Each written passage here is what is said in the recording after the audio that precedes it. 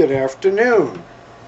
Following along on my April 11th opening, returning to assert my rights and I view it as former acting CEO, I'm going to revisit the past 8 years of I View It in a series of upcoming episodes, this one included.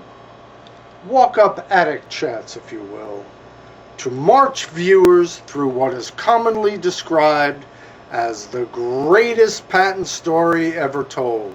And it goes like this. First, however, I should point out that I'm speaking from more than a 15-year track record as a multimedia technology and consumer electronics licensing executive, the holder of a JD in IP law, an MBA in finance, and a BSIE. And again, I act in hopes that my fellow shareholders, including Elliot I. Bernstein, the founder of I View It, and the principal inventor of the technologies in question, shall follow suit in asserting their respective rights.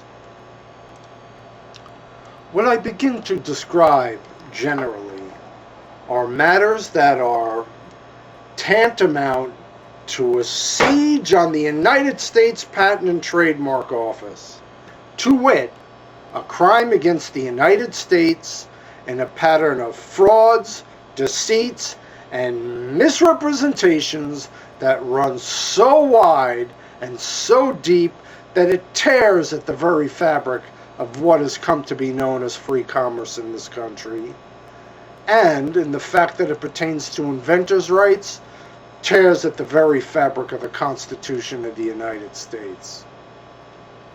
And all of what follows, this episode and all those ensuing, it is important to realize that the essential characteristics of a patent, if nothing else, is that it is a contract between an inventor and the United States government, whereby tampering with such patent application harms not only the inventor or the company he assigns it to, but ravages the United States government contracting process.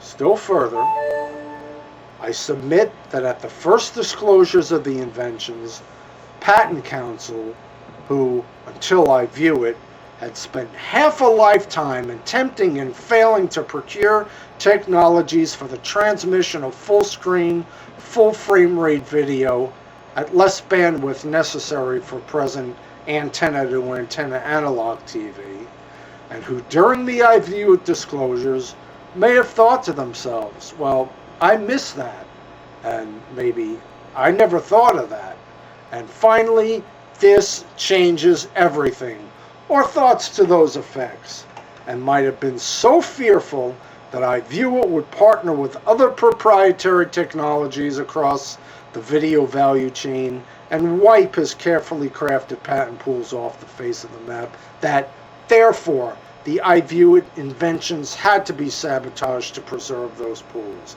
and in doing so, continuing his disingenuous scheme to violate every known antitrust law along with a multiplicity of criminal laws found in Title 18 of the United States Code. Look them up. Patent pools, you might ask? Yes, the multimedia patent pool sponsored by MPEG-LA, video compression technologies dubbed the compression standard for digital TV. Presently, now with a 90% share of the market, a revenue run rate in the 9 figures, and soon to be $1 trillion business. Second, with those claims staked, and amazingly enough, the overseer of the I View It patent prosecution referenced above, one of the first individuals to have the benefit of I View It's proprietary disclosures, was none other than Dr. Kenneth Rubenstein, a partner of Proskauer Rose LLP in New York. Why none other, you ask? Because Dr. Rubenstein not only plies his trade as a patent counsel for Proskauer, but holds cross-conflict of interest positions at MPEG-LA as the gatekeeper of the essential technology seeking entrance to the pool, and as its self-proclaimed patent counsel.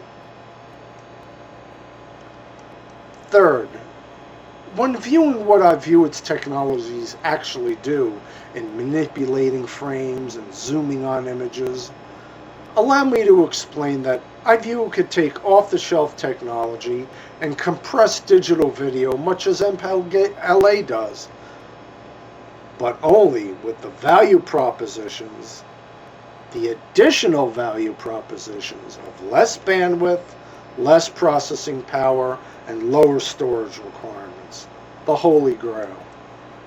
As such, disclosures made to Dr. Rubenstein, Dr. Rubenstein, the holder of positions within MPEG-LA, I view it a competitor to MPEG-LA, Dr. Rubenstein overseeing patent prosecution for I View It, one of MPEG-LA's biggest competitors.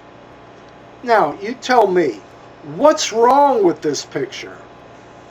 I'll see you next week for another episode of the greatest patent story ever told, where we'll see how Dr. Rubenstein, Proskauer, and others attempt the careful cloaking of their disingenuous schemes. Thank you.